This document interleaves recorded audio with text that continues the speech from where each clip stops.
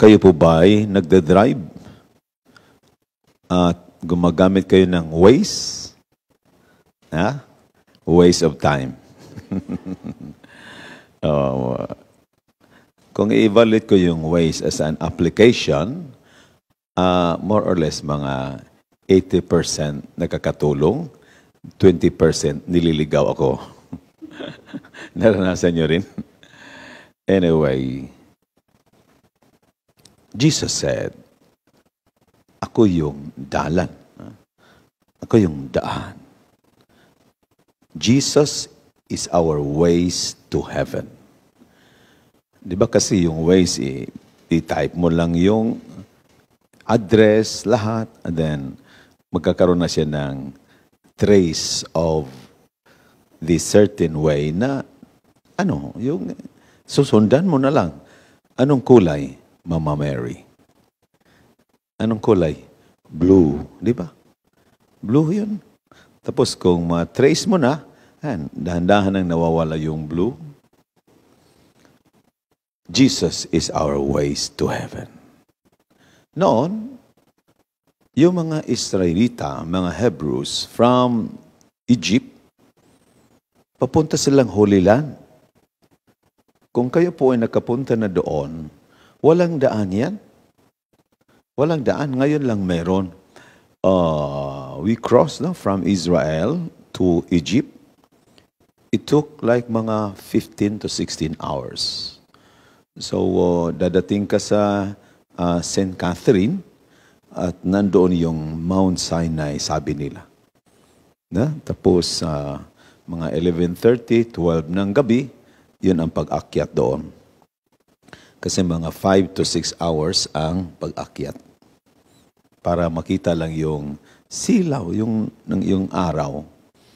Anyway, so yun ang tinatawag na klase ng daan. At walang kahoy. All rocks, all mountains, lahat ganun. Mula Israel hanggang Egypt. Mula Egypt papuntang Israel. What was their ways? Yan, sa first reading, sa gabi, pillars of fire. Nauuna sa kanal. Ganon. At sa umaga naman, ulap. Yan. Parang talagang pinakita ni Lord, mga anak ko kayo. Gagabayan ko kayo. Yan, papuntang Holy Land. Pero, mayroon lang talagang mga anak na reklamador. Wala naman dito, no? Yung reklamador ng pagkain, reklamador ng buhay. Reklamo ng reklamo. Hindi man lang makakita sa mga, sobrang pulubi na nasa tabi ng sapa na ganito lang. Yun bang tinitingnan pa yung buhay na mas masaya pa sa katayuan ngayon. Yun, pinapahirapan mo lang sarili mo. Parang daliri. Small, medium, large. Dapat, kung ikaw ang nasa gitna ka, huwag parating tumingin dito. Sinasaktan, ginawa mong kawawa sarili mo, tumitingin ka dito, naaawa ka. Di ba? Ganon. So anyway, si God noon ay nagiging fire in the evening, in clouds in the morning, para gagabayan niya the children of Israel. Sa buhay din natin, sabi ni Lord sa Ebanghelyo, kayong mga anghel ko, puntahan na ninyo yung mga nasa daan. Diba? Kung ikaw ay magbabiyahe, daanan niyo ako, daanan. Hindi papasok doon sa bahay mo. Kailangan nasa daan ka. Habang naglalakbay yung sasakyan na magpipick up sa'yo, nandyan ka na.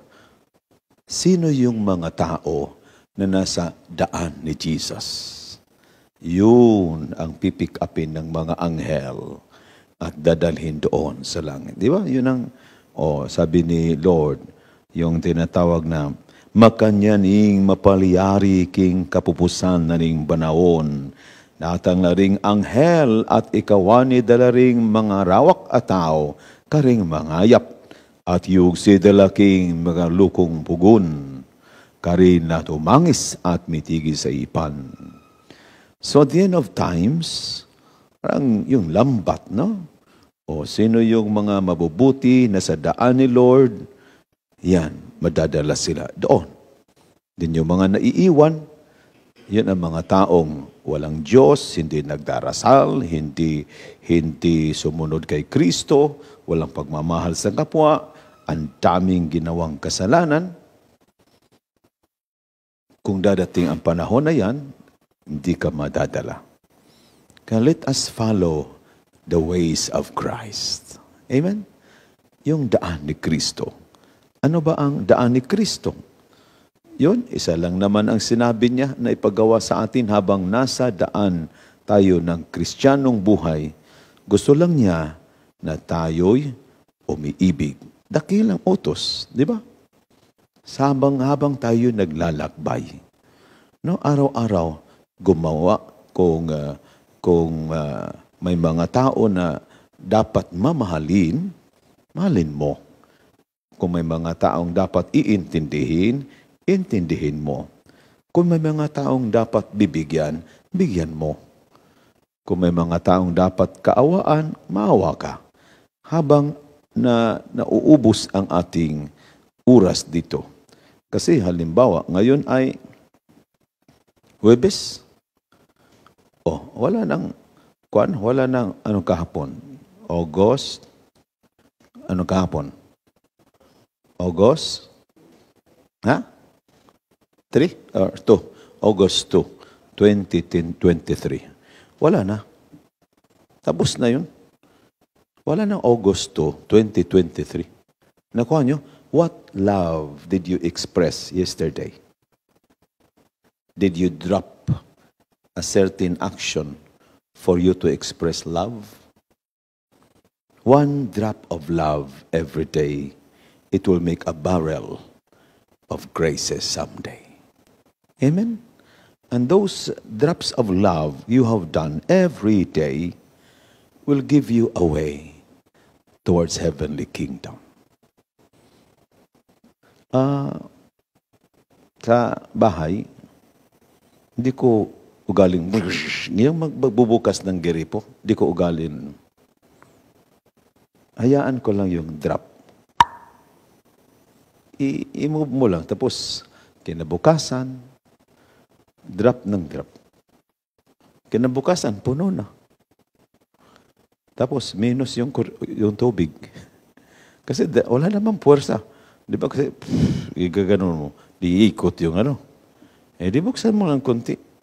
Tapos hayaan mo yung oras na pupuno sa balde. Yan ang naisip ko. Ito palang paggawa ng mabuting bagay araw-araw. Pagkatapos ng aking oras o panahon dito sa mundo, barrel ito.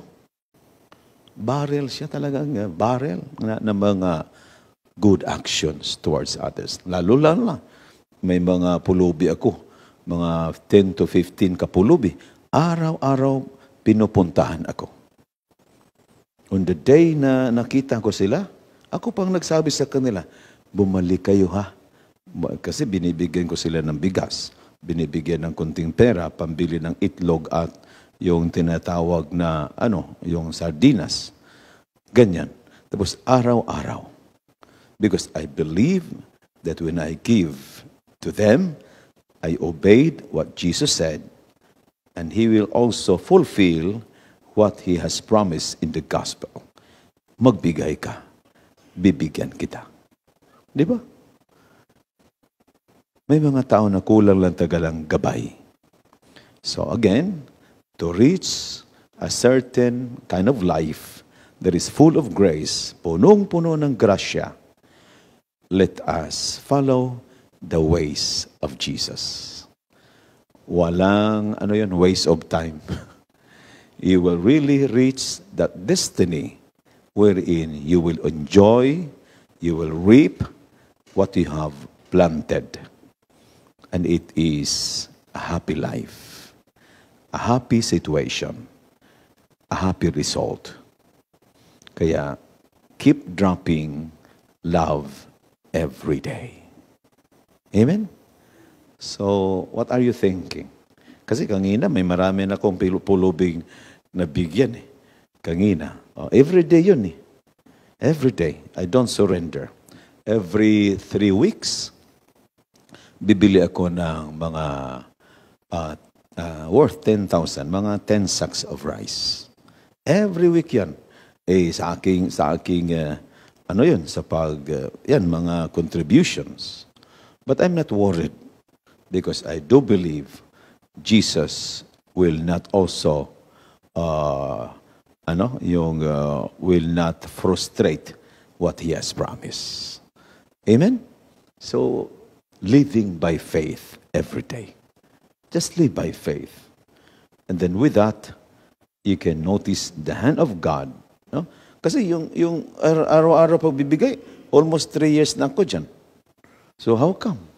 Na hanggang ngayon, hindi naman ako talagang grabing ganito. Ano lang yung, parang ang nangyari, it becomes ordinary, but my faith increases because I notice na yung mga ginawa ko, nagiging para sa akin, isang milagro. No? Isang milagro na, how did I sustain 10 to 15 poor people begging for rice every day, and I just do it with a happy heart. Di ba kung balik-balikan ka, nandito na naman.